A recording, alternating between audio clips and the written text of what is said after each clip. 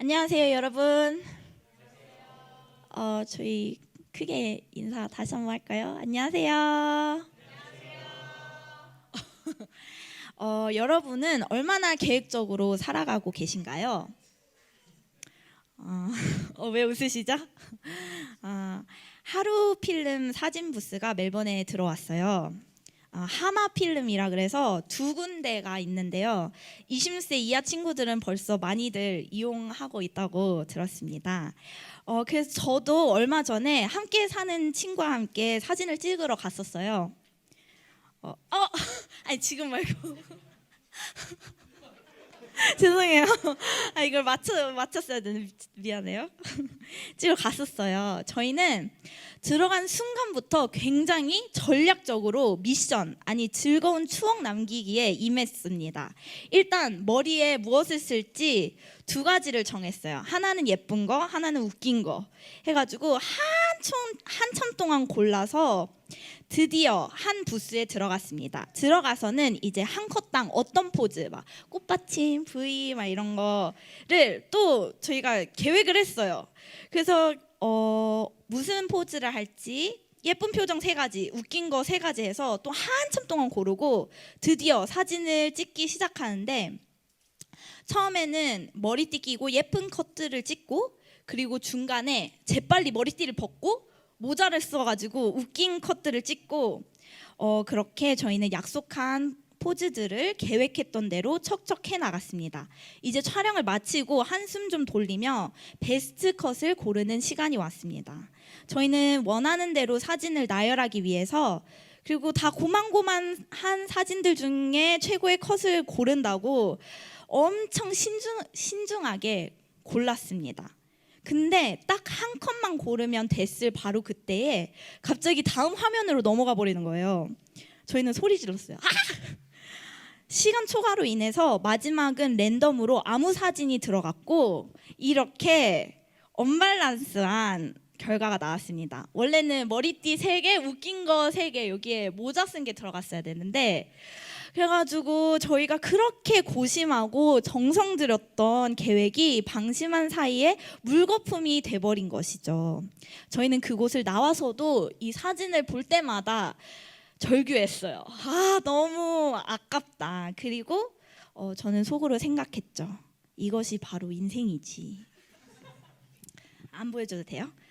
저희는 인생을 살아가며 그 어떠한 상황도 예측할 수 없고, 내가 겪는 모든 상황이 내 손에 달려있지 않음을 깨닫게 됩니다. 오늘 본문에 나온 인물들도 다 본인들만의 의도가 있고, 그 의도에 따른 계획들이 있고, 그 계획대로 행하지만 전혀 예상치 못하거나 전혀 이상적이지 않은 그런 결과를 맞이하게 됩니다. 오늘의 이야기를 더 잘 이해하시기 위해서 저번 주 말씀과 이어지는 인물도를 설명해 드리겠습니다. 그 전에 일단 3장 1절을 함께 읽어보도록 하겠습니다. 사울 집안과 다윗 집안 사이에 전쟁이 오래 계속되었다. 그러나 다윗 집안은 점점 더 강해지고 사울 집안은 점점 더 약해졌다. 네, 이때의 배경이 사울 집안과 다윗 집안 간에 대립이 계속되는 상황 속에 있고, 다윗 집안의 세력이 올라가며 사울 집안은 내려가고 있는 그런 때였습니다. 오늘 등장하는 주요 인물은 다윗 왕, 이스보셋 왕, 아브넬, 그리고 요압이 있습니다. 제가 대충 그린 표가 있는데 이게 도움이 될지는 모르겠지만, 위에가 이제 사울 집안이고요, 밑에가 다윗 집안이에요. 사울 집안은 사울의 아들 이스보셋의 왕권 아래 북쪽에 위치한, 그래서 위에 있어요, 북쪽에 위치한 이스라엘 백성들을 다스립니다. 그런 이스보셋 왕의 오른팔에는 아브넬이라는 이스라엘 군대의 총사령관이 있습니다. 아브넬은 사울의 사촌이에요. 아브넬은 야망이 있었고 이스라엘 지파 안에서 꽤 권력이 있는 사람입니다. 자, 밑에를 보면 여기가 유다 집안이에요. 여기는 다윗 집안으로서 다윗의 왕권 아래 남쪽에 위치한 유다 백성들을 다스리고 있고요. 그런 다윗의 오른팔인 요압은 다윗의 누나 스루야의 아들로서 다윗의 조카이자 다윗 군대의 총사령관입니다. 총사령관이 2명 있죠. 이스라엘의 아브넬, 유다의 요압. 그리고 요압은 거칠고 신중하지 않게 비춰지지만 충성스러운 다윗의 장군입니다. 또한 요압 옆에 아사엘과 아비새라는 형제들이 있어요. 이렇게 3형제인데 저번 주에 기용전도사님께서 다뤄주셨던 기브온 전투에서 아사엘이 죽습니다. 아브넬에게. 네, 좀 복잡하죠. 네. 어쨌든 이 스토리는 사울의 집안의 이스라엘 왕 이스보셋이 그의 총사령관 아브넬을 꾸짖으며 시작됩니다. 어떻게 꾸짖냐면요, 그 6절에 보시면 이스보셋 왕이 이렇게 아브넬에게 말해요. 장군은 어찌하여 나의 아버지의 후궁을 범하였소. 이스보셋은 아브넬이 사울의 후궁 리스바와 잠자리를 같이 하였다고 주장합니다. 사울의 후궁과 잠자리를 같이 하는 행동에는 사울의 왕권을 주장한다는 의미를 담고 있습니다. 왜냐하면 왕의 첩은 원래 왕의 뒤를 이을 후계자의 소유이기 때문입니다. 그렇기에 아브넬은 더더욱 이 소리를 듣고 노발대발하며 이스보셋의 혐의에 이렇게 대답합니다. 8절 함께 읽어보실까요? 그러자 아브넬이 이스보셋의 말에 몹시 화를 내면서 대답하였다. 임금께서는 내가 유다의 빌부터 살아가는 개로밖에 보이지 않습니까? 나는 오늘날까지 임금님의 아버지 사울 집안과 그의 형제들과 친구들에게 충성을 다하였고 임금님을 다윗의 손에 넘겨주지도 않았습니다. 그런데도 임금님께서 오늘 이 여자의 그릇된 행실을 두고 누명을 씌우려는 것입니까? 내가 유다를 위해 일하는 배신자로 보이냐? 하나님께서는 이스라엘을 사울의 집에서 다윗의 집으로 옮겨지고 다윗이 이스라엘과 유다의 왕으로 세워질 것을 약속하셨다. 그런데도 내가 이제까지 사울의 왕조를 지지해왔고 이스보셋 당신의 뒷배가 되어줬는데 나의 심기를 건드렸겠다. 나는 이제 나의 등을 돌려 이 이스라엘의 왕으로 다윗을 받아들이는 데에 적극 협조하겠다. 내가 그것을 이루지 않으면 하나님이 나에게 벌을 내려 마땅하다. 아브넬은 이렇게 억울하여서 마음이 상한 건지 아니면 사실을 밝혀 찔려서 기분이 언짢은 건지 아비보셋에 왜 우리 아버지의 후궁과 잤느냐는 꾸짖음 한마디를 듣고는 바로 배신으로 반응을 합니다. 그리고 이렇게 아브넬이 으름장을 내놓았을 때 아비보셋 왕은 한마디도 대답하지 못하죠. 아브넬은 자신이 한 말을 바로 실행에 옮깁니다. 다윗에게 전령들을 보내어 자신이 이스라엘을 다윗에게 돌아가게 하는데 도와주겠다며 언약을 맺자고 제안하죠. 다윗은 그 언약을 받아들이는 대신에 한 가지 조건을 겁니다. 그것은 원래 자신의 아내였지만 다윗이 피난자의 신분으로 있을 때 사울이 강제로 다른 이에게 결혼시킨 사울의 딸 미갈을 다시 자신에게로 되돌려주는 것이었습니다. 아브넬의 다윗 왕을 주는 것이옵니다. 죄송해요. 그래서 그렇게 아브넬의 다윗 왕을 위한 유다, 이스라엘 국가 협정 프로젝트가 본격적으로 실행됩니다. 아브넬은 바로 다윗이 제시한 그 조건을 들어줍니다. 이스라엘 측에서 미갈을 남편 발디엘에게서 빼앗아 우는 남편을 뒤로 한 채 미갈을 다윗에게 보내고요.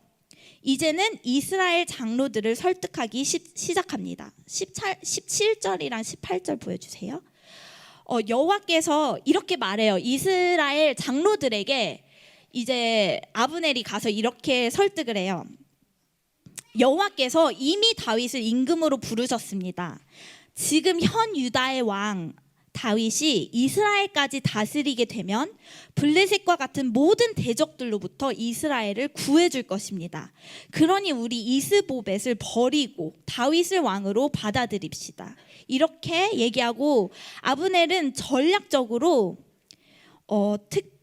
특별히 베냐민 지파에게 가서 다윗을 이스라엘의 왕으로 삼을 이야기를 꺼냅니다. 왜냐하면 본인을 비롯해 사울 왕의 출신 지파가 어디냐면 베냐민 지파이기 때문이죠. 그래서 베냐민 지파가 아무래도 사울의 후예들에게 있어서 제일 충성스럽기 때문에 이렇게 개별적으로 베냐민 지파를 찾아가 이 얘기를 꺼냅니다. 이런 식으로 아브넬은 전략적으로 이스라엘 측의 전적인 동의를 얻은 후 20명의 부하들을 데리고 헤브론으로 직접 나아가 다윗에게 이를 알리고 이 협정을 축하하는 잔치를 가졌습니다. 그리고 21절을 보시면 잔치가 끝나자 아브넬이 다윗에게 말합니다. 이제 그만 일어나가서 온 이스라엘을 높이신 임금님 앞에 모아놓고선 임금님과 언약을 세우게 하겠습니다. 그러면 임금님이 원하시는 어느 곳에서나 원하시는 대로 왕이 되셔서 다스리실 수 있습니다. 다윗이 아브넬을 떠나보내니 그가 평안히 떠나갔다. 어떤가요? 여기까지 아브넬은 꽤 계획대로 잘 풀리는 것 같지 않나요? 네.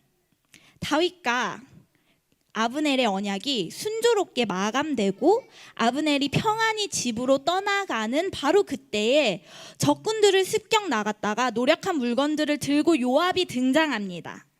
누군지는 밝혀지진 않지만 누군가가 요압에게 와서 굳이 알려집니다. 요압 장군님, 글쎄 아브넬이 임금님을 찾아왔는데요. 임금님이 그를 그냥 순순히 보내셔서 무사히 이곳을 떠나갔지 뭐예요. 요압의 머릿속에는 여러 가지 생각들이 스쳐 지나갔을 것 같아요. 첫 번째로는 그 간사하고 이기적인 아브넬, 내 동생 아사엘을 죽인 내 철천지 원수 그 아브넬이 다윗 왕과 어떤 언약을 맺었다고? 이스라엘을 다윗 왕께 보장했다고? 이런 말 같지도 않은, 혹시라도 이스라엘과 유다가 합쳐진다고 하면 나의 위치는 아브넬에게 빼앗기는 거 아니야? 지켜볼 수만은 없어. 곧바로 요압은 아마 씩씩거리면서 다윗에게 항의하러 갑니다.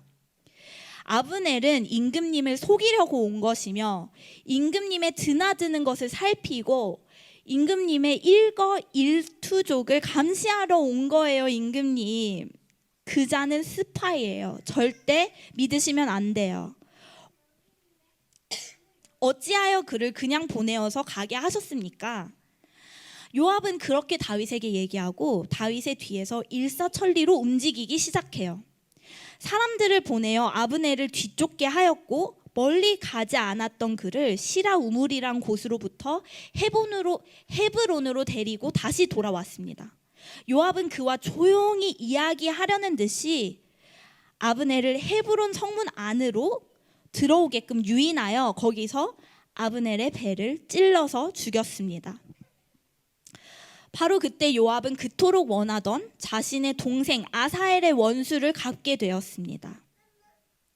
아무것도 모르고 있던 다윗은 아브넬이 요압에게 살해당했다는 소식을 듣고 일단 자신이 이 일에 절대 가담하지 않았다는 것을 알리기 위해 외치죠. 아브넬이 암살당하였으나 나와 나의 나라는 주님 앞에 아무 죄가 없다.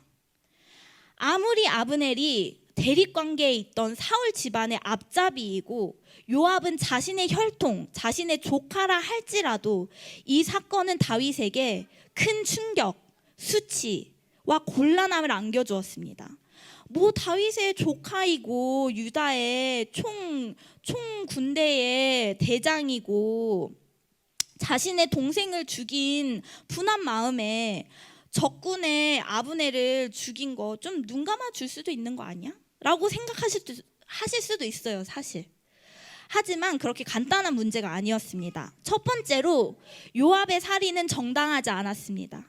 기브온 전투 가운데 아브넬의 손에 죽었던 요압의 동생 아사엘은 몇 차례의 경고에도 말을 듣지 않고 아브넬을 죽이기 위해 혈안이 되어서 뒤쫓았고, 그런 아사엘을 막지 않으면 자신이 죽는 상황 가운데 아브넬은 어쩔 수 없이 아사엘을 창의 반대편으로 죽이게 됩니다.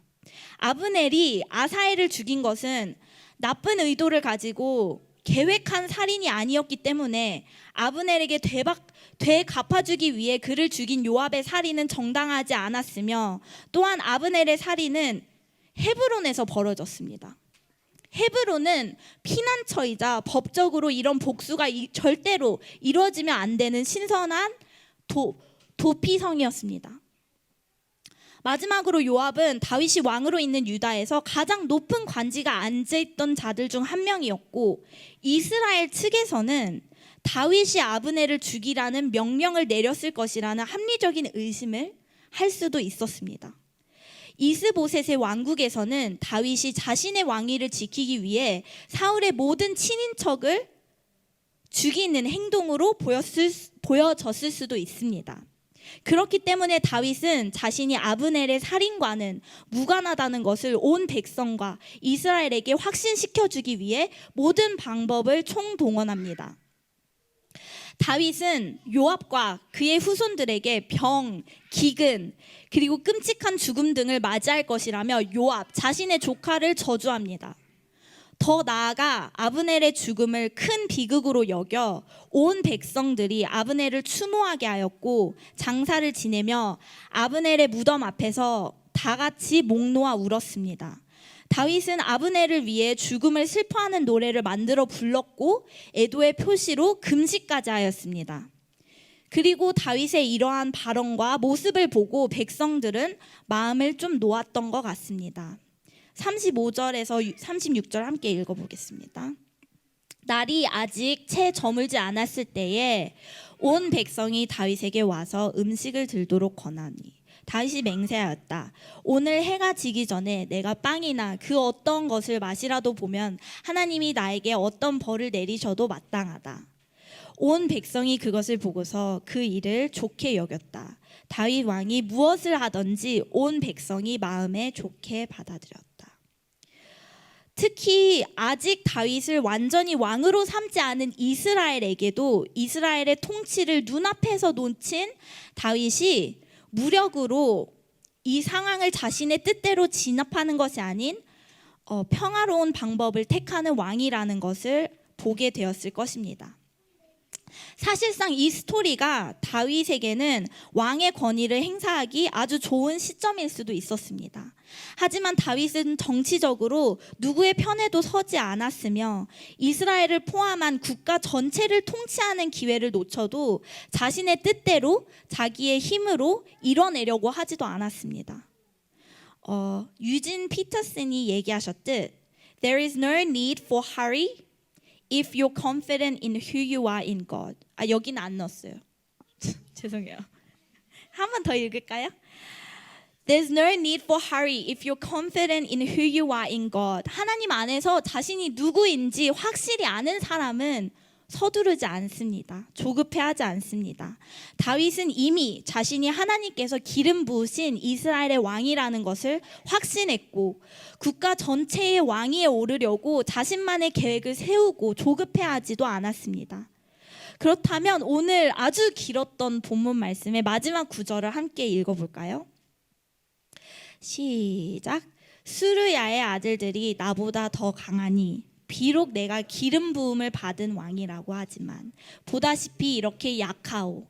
그러므로 이런 악을 저지른 사람에게 주님께서 그 죄악에 따라 갚아주시기만 바랄 뿐이요. 다윗은 자신을 약하다고 표현합니다. 여기서 약하다는 것은 다윗이 체력적으로나 또는 심적으로 비실비실하다는 것이 아닙니다. 여러 가지 신학적인 견해가 있는데요. 첫 번째로는 그 당시 요압을 처형했어야 됐어요. 법적으로는. 그랬음에도 불구하고 이 유다 국가 안에서 스루야의 아들들 요압과 그의 형제 아비샤의 입지가 너무 컸기에 다윗이 왕의 위치에 있음에도 그들을 재판에 세울 수 없었던 다윗의 작은 입지를 나타내는 것이라는 해석이 있기도 하고요. 또 다른 의견은 스루야의 아들들이 강하다고 표현되는 것은 그 스루야의 아들들 그 아브넬을 죽인 요압 그리고 그 살인에 가담했던 요압의 다른 형제 아비새를 말하는데요. 스루야의 아들들이 강하다고 표현되는 것은 그들이 성급하고 무모하고 폭력적인 면을 강하다고 하는 것이며, 그런 아비새와 요압에 비해 다윗은 차분하고 섬세하며 온유하고 부드럽기에 그런 다윗의 면모를 다윗이 약하다고 표현하는 것이라고 합니다. 이 똑같은 구절을 개역개정 성경에는 살짝 다르게 나오는데요. 함께 읽어봅시다. 내가 기름 부음을 받은 왕이 되었으나 오늘 약하여서 스루야의 아들인 이 사람들을 제어하기가 너무 어려우니 여호와는 악행한 자에게 그 악한 대로 갚으실지로다 하니라. 아멘.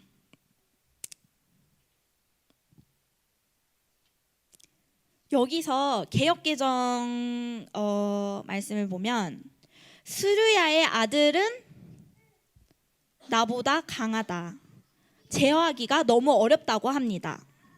우리의 삶에 대입해 보면 제어하기 힘든 스루야의 아들들은 제어하기 힘든 나의 죄성 또는 나에게 닥치는 여러 가지 상황들이 될 수도 있을 것이라 생각합니다. 그리고 다윗의 약함은 스루야의 아들들처럼 거칠고 이기적인 세상의 방법에 비해 부드럽고 평화로운 약한 그리스도인들의 방법이라고도 볼 수도 있고, 또는 우리의 약한 의지, 약한 집중력, 약한 능력이나 체력, 우리의 약한 믿음으로도 생각할 수 있습니다. 분명 자신이 기름 부음 받은 왕이 되었지만 스루야의 아들들에 비해 약하고 그들을 제어하기 너무 어려워하는 다윗에서 저희의 모습을 봅니다. 저희 또한 기름 부음 받은 하나님의 자녀, 왕의 자녀지만 세상을 살아가며 우리가 얼마나 연약한 존재인지 뼈저리게 느낍니다.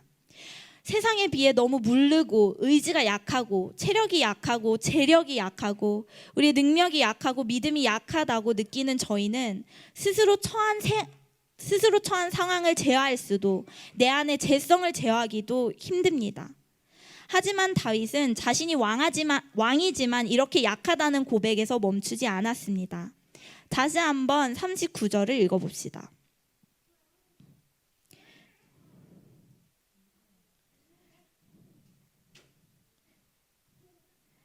스루야의 아들들이 나보다 더 강하니 비록 내가 기름 부음을 받은 왕이라고 하지만 보다시피 이렇게 약하오.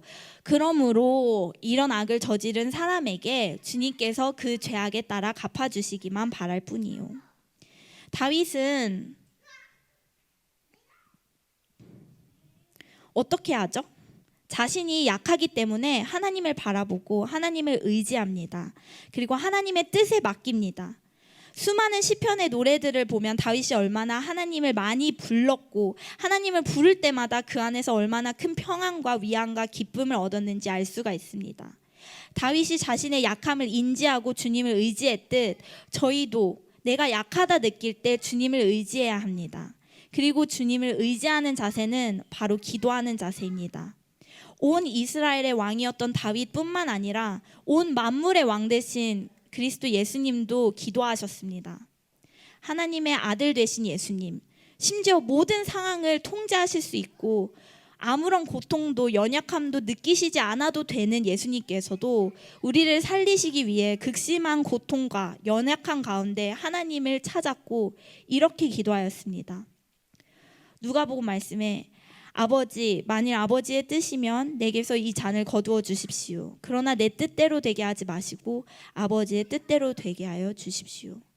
예수님께서 고뇌에 차서 더욱 간절히 기도하시니 땀이 핏방울 같이 되어서 땅에 떨어졌다.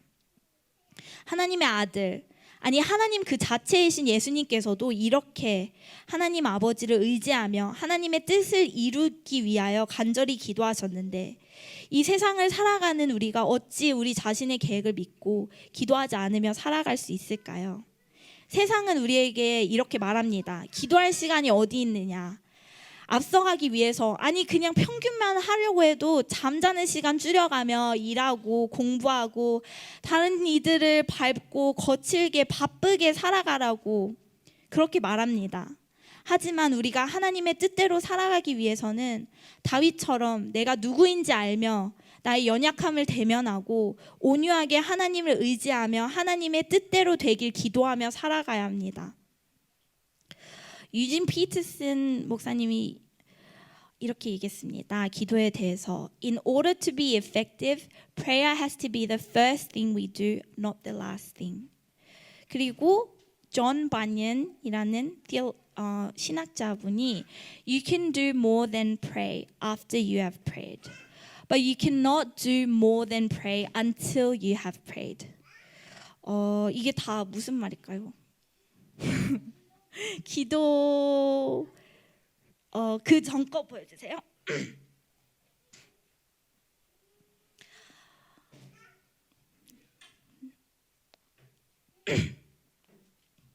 저희 다 같이 한번 읽어볼까요? In order to be effective, prayer has to be the first thing we do, not the last thing. Next slide. You can do more than pray after you have prayed, but you cannot do more than pray until you have prayed.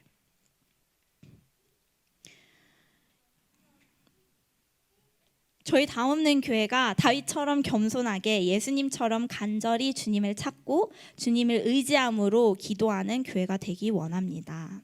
그리고 이렇게 기도하기 원합니다. 다윗처럼 내가 기름 부음 받은 하나님의 자녀지만 의지가 약하여서 또는 집중력이 약하여서 또는 믿음이 약하여서 이 상황을 내 죄성을 제어하기가 너무 어려우니 하나님을 의지합니다. 하나님 도와주세요.